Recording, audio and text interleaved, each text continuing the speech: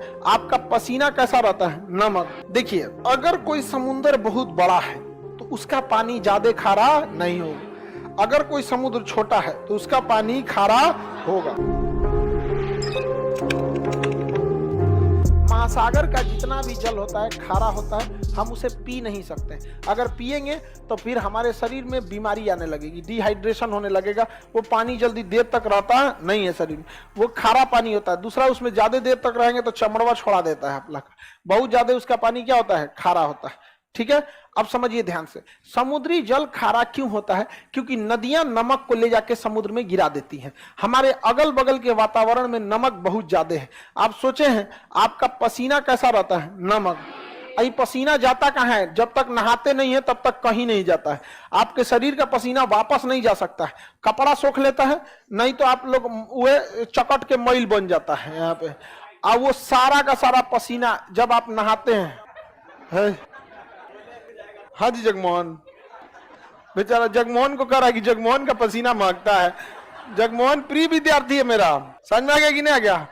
जगमोहन एकदम प्रिय विद्यार्थी है। अब ध्यान से समझिए, हमारा पसीना कैसा? नमकीन।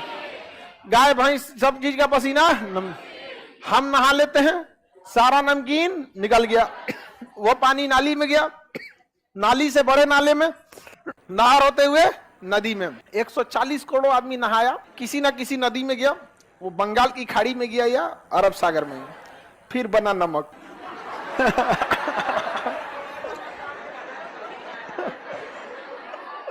वो नमक कहाँ है?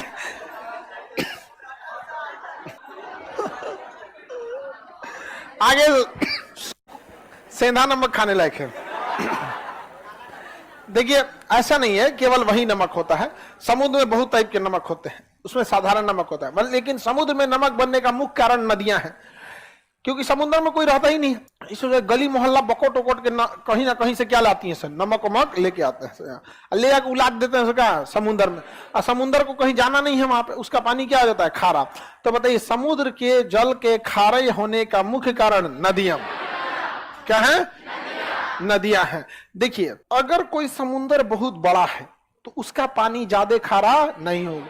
अगर कोई समुद्र छोटा है तो उसका पानी खारा होगा, ज्यादा हो जाएगा खारा। अटलांटिक महासागर का खारापन 35 है। कितना है?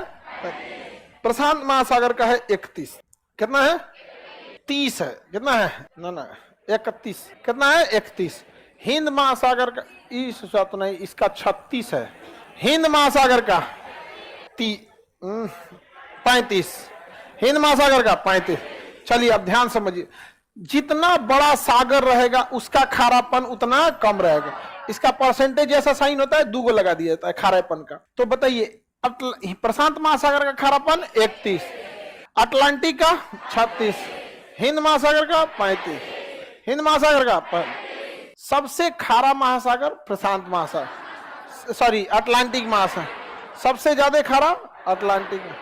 जिसका रीजन समझिए अब आप खुद से, इधर से भी नदियां इधर गिर रही हैं, इधर की भी नदियां इधर गिर रही हैं, इस साइड की नदी इधर, इस साइड की नदी इधर, चारों ओर से उलाट दिया इसी में ले आके।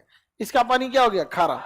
हिंद महासागर का खारापन 35। देखिए, ये सारा नदी जितना इधर से आ रहा है ना, सब इसको क्या बना देगा? खारा बना देता है। प्रशांत महासागर इतना बड़ा है कि कितनों खारा कीजिएगा वो पंछुछुरे लगता है, क्योंकि सबसे बड़ा महासागर है। तो महासागरों में सबसे कम लवणता प्रशांत, सबसे ज्यादा लवणता